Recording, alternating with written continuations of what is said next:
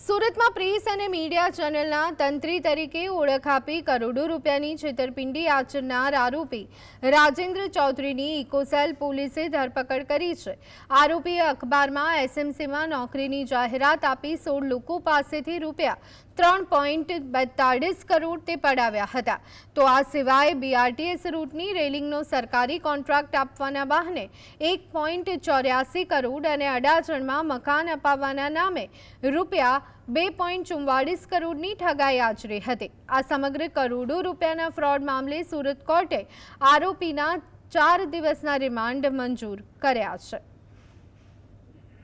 રાજેન્દ્ર દિનકર ચૌધરી કે જે પોતે જનાદેશ સુરત ન્યૂઝપેપર અને ન્યૂઝ ચેનલના તંત્રી તરીકે પોતાની ઓળખ આપેલી અને પોતાની પાસે બીઆરટીએસમાં રેલિંગ નાખવાનો એક બહુ મોટો કોન્ટ્રાક્ટ આવેલો છે અને આ કોન્ટ્રાક્ટ તમને અપાવી શકું છું એવો વિશ્વાસ આપી અને ફરિયાદી પાસેથી 1.84 કરોડ રૂપિયા પોતે મેળવી લીધેલા।